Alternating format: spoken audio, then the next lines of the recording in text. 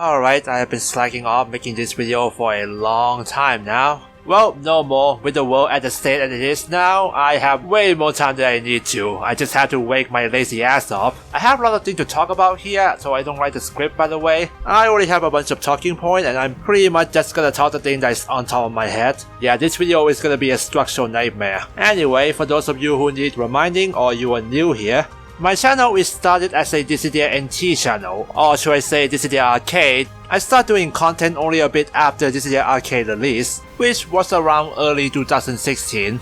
I'm making videos translated and explain the moveset of each character, and pretty much update and make a new one whenever the new character comes out. I also make the video break down the update they have each month, and sometimes doing character montage and memes video. So in total I've been doing this for 4 years now, and as you can guess I'm a big fan of this game. Before it released outside of Japan, and I'm not live in Japan by the way, I'm in Thailand, I have never played the arcade version, and even after poor reception it got with release. And while I'll both defending and critiquing this game, my opinion on this game is obviously a lot better than global reception. I and many people who like this game like the core gameplay and multiplayer 3v3 system, but the game gets bogged down by the poor online and the structure that only can support the online of a small country like Japan, but definitely not global. Oh, and the lack of offline content, which is not new for a recent fighting game, but it's definitely the opposite of the old game, where the priorities shift from single player to multiplayers. A multiplayer competitive at that, which you know for Final Fantasy fan is not a thing they're familiar with at all. And it's not like they can play with that kind of connection. Alright, that's enough for the background, let's just go to the point here. After 4 years lifespan of the arcade and 2 years lifespan of the NT aka console version, oh and 1 year of PC version 2 I guess. After the game had been consistently updated monthly for the entire lifespan, it finally ends this month, with the last patch consists of character change and costume DLC,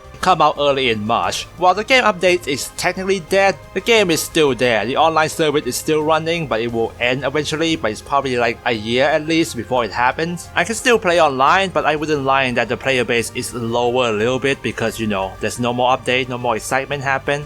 Some of you might confuse of why I can still play online with people. We'll get to that later when I explain my point, but let's start with one of many topics I want to talk about here with Dissidia ending its update. First off is, how the hell did we get here? I was immediately surprised when they announced this, but in hindsight when you look back at the update pattern, it kinda makes sense. Now let me make it clear, for most people who don't follow this game update thoroughly, most of the update monthly might not seem like much, but in terms of gameplay changing and especially balancing, they did a lot. And no, not just like turning some number ups or down, or remove some broken stuff, we have some change that add nuance to the character and the way you play. Character rework, which most of the time change or adding new gimmick to that character. Mini rework, which is kinda like a normal rework but without the visual update. They usually do this for the month that doesn't have any DLC character announced, so it strikes a balance for the excitement because DLC character only come out once for 2 months. Well, in 2018 anyway. Comparatively, in terms of content update, the 2019 is way less than 2018. And by 2018, I mean the period of the first season pass. They will have 2 characters per month, and the month that doesn't have one will have either character rework or stage. Sometimes even 2 character rework or sometimes even both. But after the release of Xenos in March 2019, the updates start to become slower and slower. 1 DLC character per 3 months, there's only 2 real character rework for the entire year, and there's no additional state, instead replace it with overpriced costume. That I will still complain about it to this day. And boy, now that I think about it, the game stopped updating the costume DLC might be kind of a good thing, cause if this keeps up, I'm pretty sure Team Ninja can beat their own record of the most amount of DLC from Dead or Alive 5. Anyway, joke aside, I didn't say that 2019 was a bad year for the game.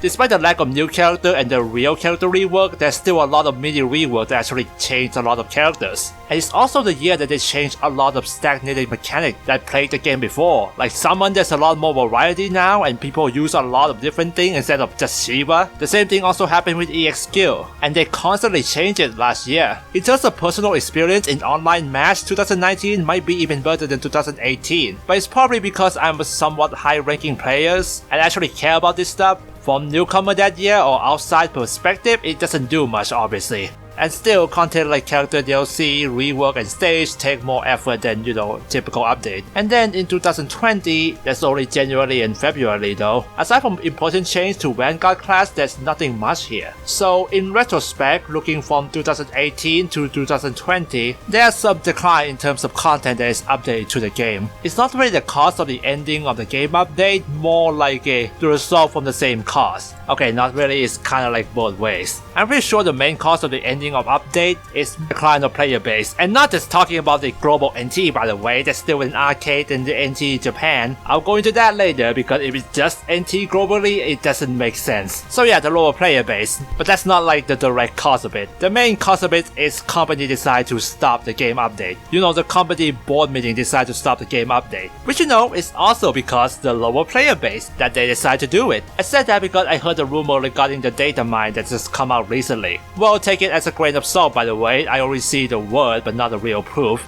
It seems that the data mine of the recent version of the game, compared to the older version, have a lot more information regarding the character that's going to release next. Before that character release, they usually have a placeholder text like name or titles. And I heard that recently the two veteran characters, Laguna and Prish, got more title added to it. So at some point in development side, not the board meeting side, they're still planning to add that two character in.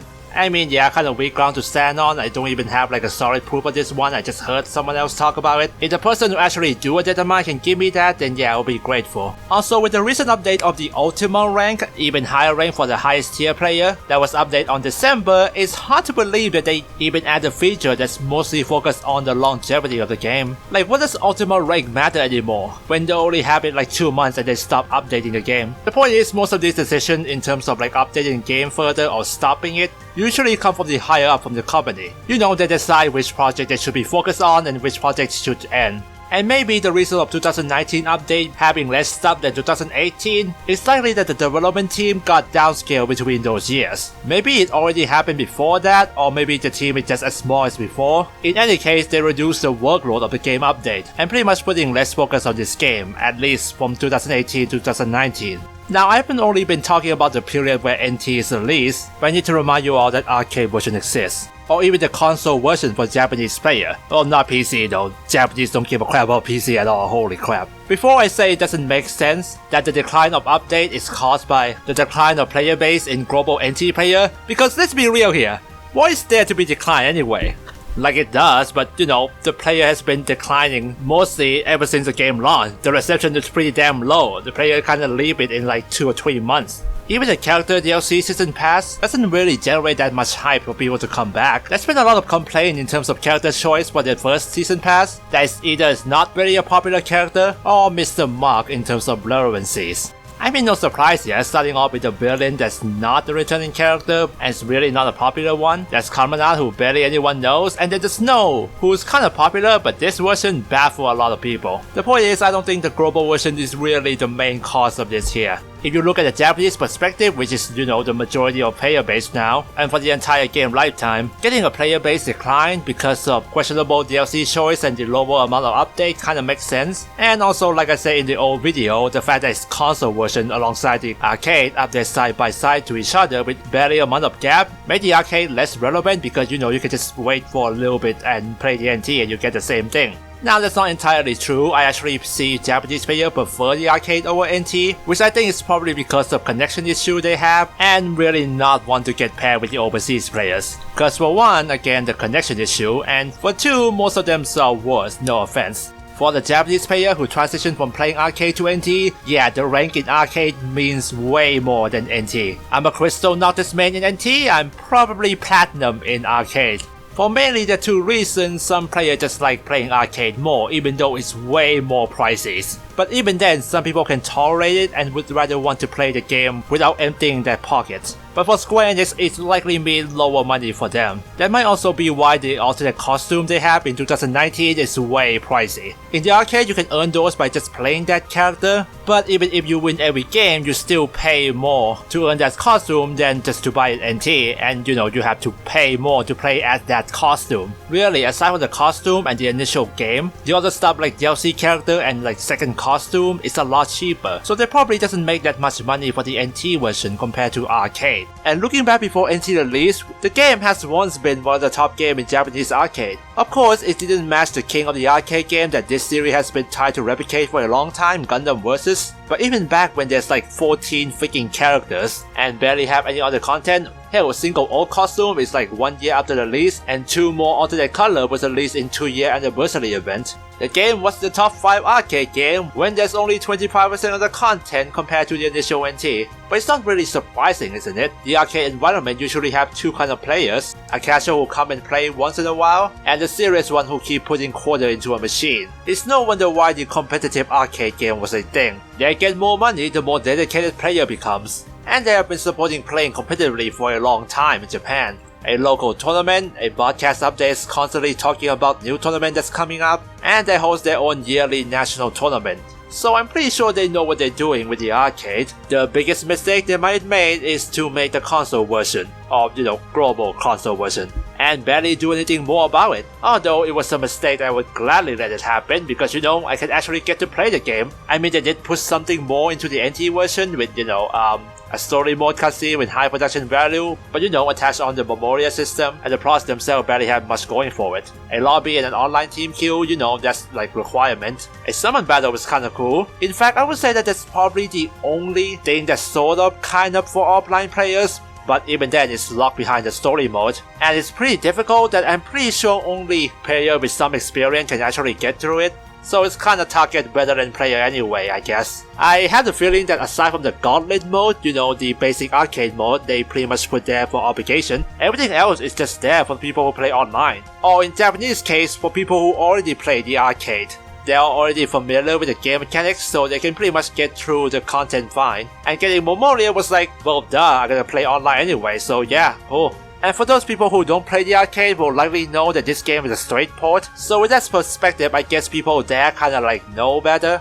But well, we don't have that outside of Japan, isn't it? But even in Japan, if NT got a bad reception, if the game still did a bare minimum, which is a cheaper alternative port of the arcade, then I'm pretty sure most of the fan base from the arcade can live behind that. And they did, well, except the fact that they get paired with the international player or, the people with bad internet and they don't get the best experience, but aside from that. But that's kinda like what we get, isn't it? The bare minimum port. But hell, the best addition for the NT I would say is the small window between the arcade and NT update. Compared to other team-based arcade game, we got like way better in terms of actually getting to play the game. Like compared to the years gap of Gundam Versus fan, man. Even the one that's gonna release like in a couple months have like 2 years gap. But like I said before, it might also cripple the arcade revenue. And after 2 more years after the NT release, the game finally ends its update. And for 4 or 5 year lifespan on the arcade, it at the very least pretty good, right? You might want to compare to Gundam Versus as it's been there for like 10 years as a series, but that's like the unbeatable king of the arcade. So I wouldn't say the game ending right now will be disappointing for them.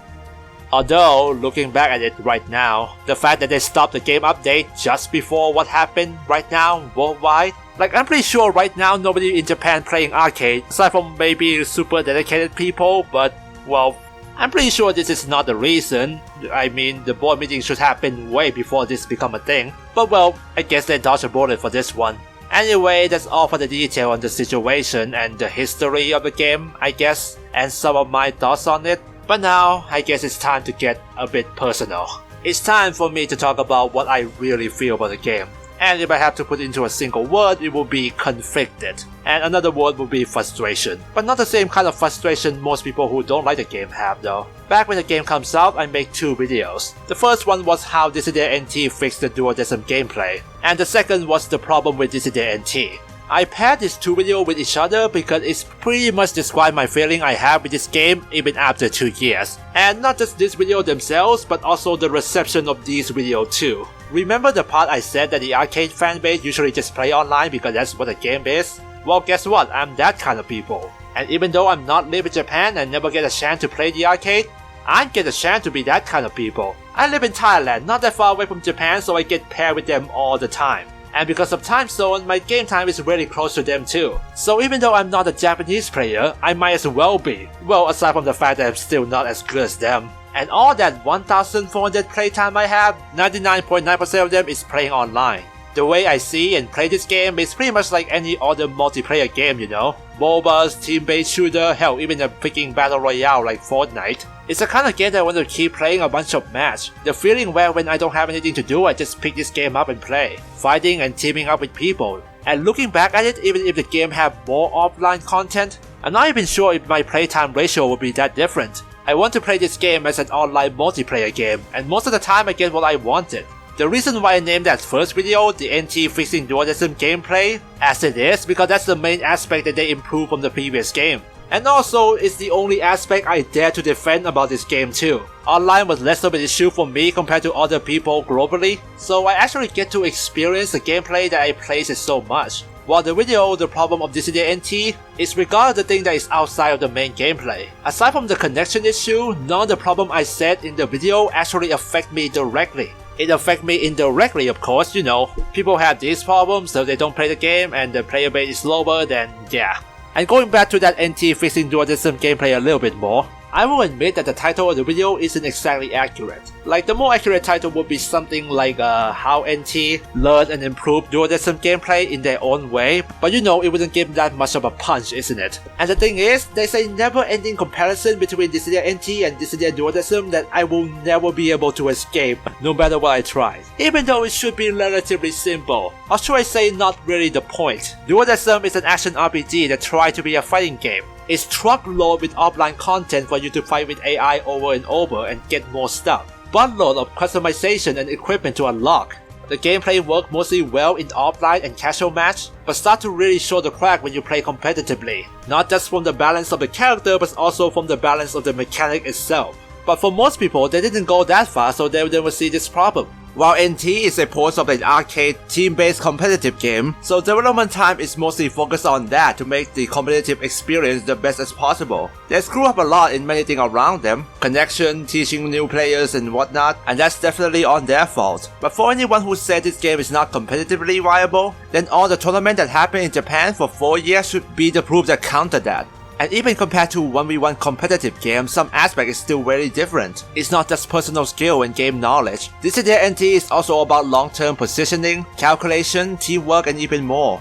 Yeah, sure, if compared to dualism competitively, there's something missing like consistently faster paced gameplay and more cancelling potential, but it doesn't mean it's worse because they've more than made up by other aspects. I mean, it has been kinda mean for people who defend this game to say it's different, but yeah, it is. It's definitely good. But what really frustrates me with the whole situation is that no matter how much I try, no matter how much I like this game, I can't really defend it wholeheartedly. Like I said before, I'm kinda have high privileges with this game. I'm translates the movements of each character before the game even come out, so of course I know how the game works. I play a buttloads of betas when it come out. I live near the country where the main audience is, with above average connection. That's why I can pretty much bypass most of the problem people have. I would never know how bad exactly their online is. The best I got is their word of mouth, and it's definitely worse than mine. And also this game has a stupidly high learning curve, honestly. Not in terms of performing input like typical fighting game, but more like to understand the game itself. Bravery system, EX skill, summon, environment, teamwork, map awareness, and other miscellaneous mechanic. All of these power up to a new player who still learn how to move and attack. A tutorial tell you how to do it, but it's never actually train you to do it. You're out on your own there in that department. It's basically the same problem that many MOBAs have. A lot of stuff to juggling and they never actually give you enough ample time to train it, without having to learn from the experience itself. And I get that, this game is not easy for anyone to just pick up and play. Even a fan of previous game would only grasp the control and bravery system, but they never know how to play as a team, and that's the most important thing. I've been hammering this point for everyone who wants to try to play this game, and play as a team is the most important thing. But it's not like they can just do it, right? They never actually got any kind of past experience with this kind of stuff. Even if you play MOBAs or other team-based games, it still have different feel to it. And that fact freaking sucks, man. Like, the thing that this game differentiates from other games is the thing that I like, and also the thing that people hate. And yet I still understand them. This game makes me conflicted because I can't pick a side, and I don't want to pick a side. I can't deny how much I like this game nor forget the true depth that this game has. And yet I have to agree that NT failed to sell people on that and satisfied most people as a product. I cannot deny that I agree with most of the point that people who hate this game made. If I'm not, then it would be dishonest or even stupid. And yet I can't agree to shun this game down the level that most people do, because I can't ignore how much I enjoy the time I spend with this game.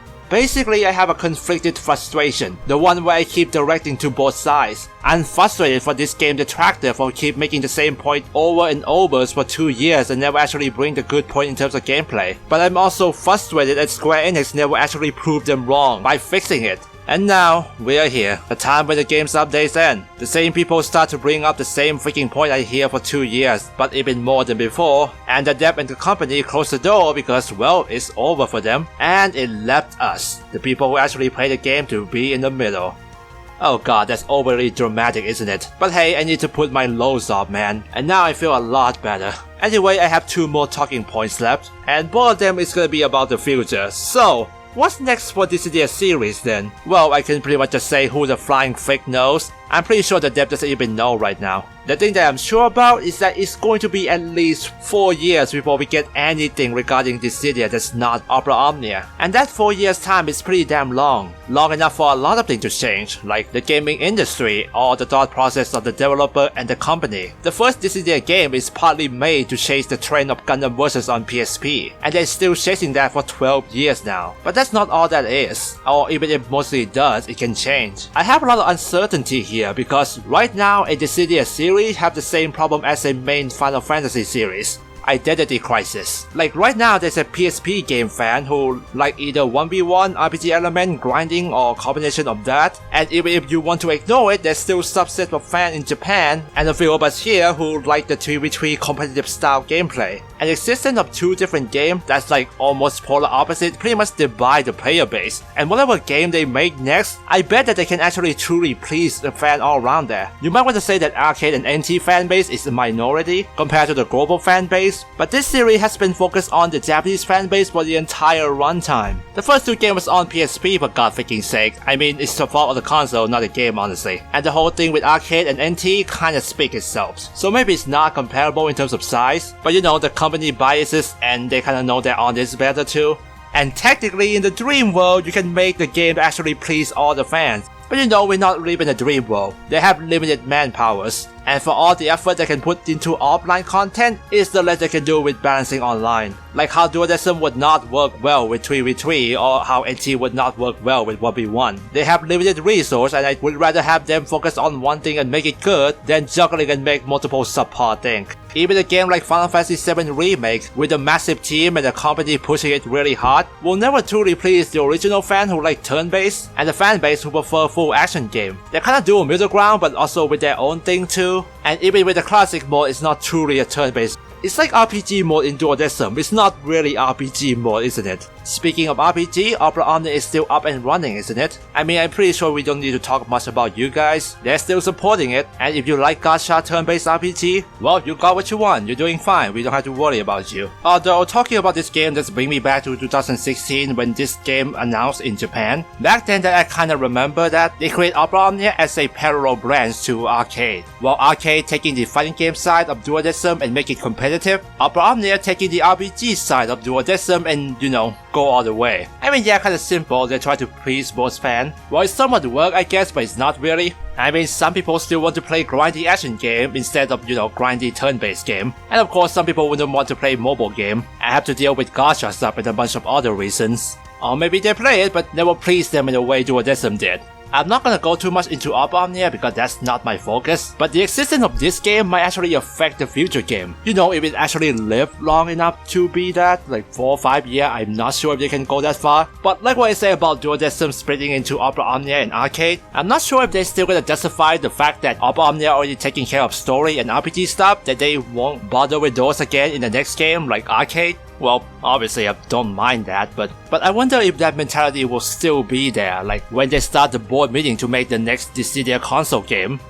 I don't even know about this. Alright, another thing that people kinda ask for, Dualism Remaster. Well, kinda obvious thing to do, isn't it? I can kinda see it happen, but I'm pretty sure it's gonna be like the same as Type 0 or Final Fantasy VIII Remaster. You know, update graphic a little bit, but they're never gonna like, you know, replace NT model with this one, you know? It doesn't work like that. Right now, Square Enix pretty much banking on nostalgia so much, I'm not surprised if they're gonna like remaster every single old game they have. Like I'm 50-50 in terms of possibility, but I don't expect them to do anything else much. Don't expect like, more characters or, making online better or something. Hell, if this is like Kingdom Hearts Birth by Sleep, they might as well just remove online entirely. Even lobby and everything. Well, let's just hope it's not happening. The removal of online, I mean. The remaster itself, well, I'm fine either way. I bring the topic about Dissidia Duodecim Remaster up because there are people cited that Dissidia NT developer used to say that they might want to make another 1v1 game. I follow quite a lot of interviews about this game, and honestly, I don't really remember this one. The closest one I remember is director saying if they want them to do it, then yeah, they can do it.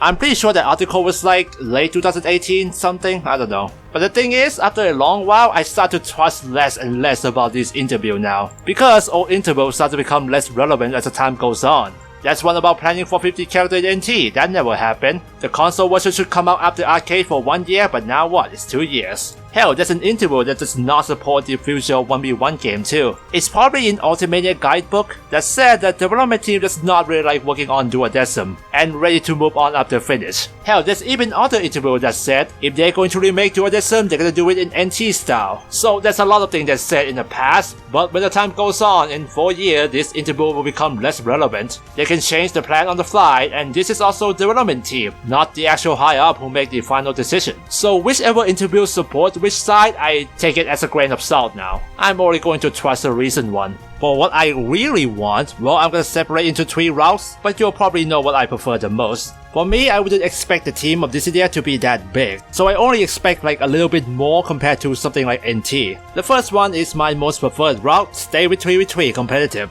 But actually make an effort for newcomer to actually understand the game, actually teach new player how to play, or hell, make an alternative offline mode that was built from 3v3 system but without the help of AI teammate. Something like, I don't know, Final Fantasy VII Remake, instead of chat button you can switch character on the fly. The rest of the time they still be controlled by AI, but you can sort of command it to do something like stay close, spread out, breaking core, etc. Yeah, mastering this game mode will probably be different compared to like a actual team base, but it will probably make the player understand the game more. Also, it's a lot easier to make it than alternative 1v1 mode because the character that built for the team-based game doesn't work well if that player is alone. Hell, you might make it into an alternative online mode or something. Speaking of 1v1, that's my second route. 1v1 but still competitive. Wouldn't exactly be what I wanted, but it's kinda like interesting take, It will have less problem with online if they still use peer-to-peer system. Although Japanese community really should stop using that. Dude, Arc system work just started with Guilty Gear. Let's just hope that trend actually goes to Square Enix in 4 years time. It will likely improve all their online game they made afterwards, unless they do something stupid like their own unique rollback system or something. Capcom did it once, it doesn't work. Anyway, 1v1 game. I'm not talking about the traditional 2D fighting game by the way. If they made that or collab with Arc system or something, then that's entirely different game. But rather build a foundation from a Duodecim system, keeping most of the fast-paced movement option, but heavily rework the bravery system, or just remove it entirely and go for traditional helper. It's not only just gonna fix the problem of bravery attack getting overshadowed by HP attack, these things can still technically be balanced, but I don't think bravery system doesn't really fit 1v1 that well. The interaction between bravery is just not as interesting compared to 3v3s. Going for traditional health bar and not having to split the attack between bravery and HP can make creating a moveset for each character a lot easier, without facing the trouble of balancing and all. Or maybe there's still a way to make bravery system mean more competitively. I don't really have any idea yet though. And of course a bunch of other stuff need to change too. Assist system had to be reworked or go entirely. And yeah, you can still do offline stuff with this game. Not sure it will go as far as Duodecim though. Fighting game these days that doesn't name Smash have pretty low amount of offline content anyway. So for my third route, go full offline. I can't think much of a detail on this aside from them going full offline experience. By that I mean just ditch the fighting game elements and don't even pretend to be fighting game like Duodecim did. Make more RPG stuff, maybe still be action game. Focus on single player stuff and don't have to be blocked down by 1v1 formula of Duodecim did. Even back in Duodecim, some people can still find it repetitive to fight against AI. They might have different stat number, but they're still limited by character AI and moveset. Hell, make it an action-adventure game or something. Sometimes it can be 1v1, sometimes it can be a mob fight. Hell if I know, maybe the demand of single-player game will be stronger in 4 or 5 years time, and they decide to go this route or maybe 2 previous route. But either way, I would rather want them to focus on one single thing to be good first, before adding supplementary stuff. So yeah, that's my thought on the future of this series. So let's talk about me now. So like, what's next for my channel then? I mean, my channel is kinda started with this game and it's kicked off my channel. Before I make any moveset video, I was stuck at 12 subscribers for a long time. And it helped me for a long while, but now, admittedly, this video doesn't give me as many views as before now. Hell, it loses me a tiny bit of subscriber too, but it doesn't really matter.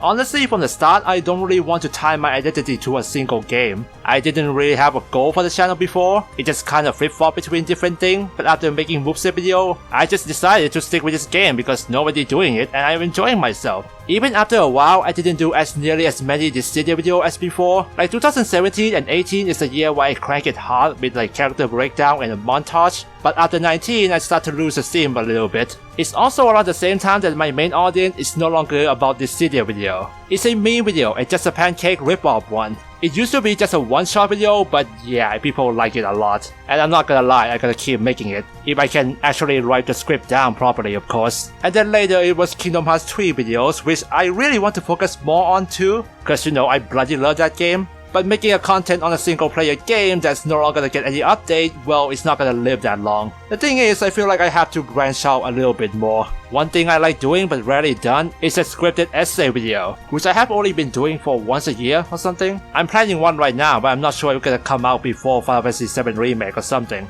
I like talking about video game, especially the gameplay aspect, but my library is still pretty damn small. But I'm still not confident with my writing and speaking. After 4 years, my English is still rough as hell. But well, I still like to try it anyway. But I'm not done with Dissidia NT yet. There's still at least 2 videos I need to make to settle with this game. One is a character breakdown video that I promised to do it like years ago, but never actually done it. But now that the character is no longer going to change anymore, I'm gonna do a lightning round breakdown for all the characters in one video. There's 38 of them. God help me. Next is a series that I haven't do as often as before, the DC's Monster series. Yep, plan to make a final one, let's just call it DC's Dissidia NT. Some of the footage you see right now might be in there. I can still collect the gameplay footage until the server went down, so it's gonna be a long while. And also I feel like after this, I might make DC's video for other kind of games too. Who knows, maybe I'll make one for Final Fantasy VII Remake. Maybe after I make 7 Remake in a nutshell. Anyway, that's all for this video. Oh boy, half an hour unscripted. I don't even remember half the thing I've talked about here.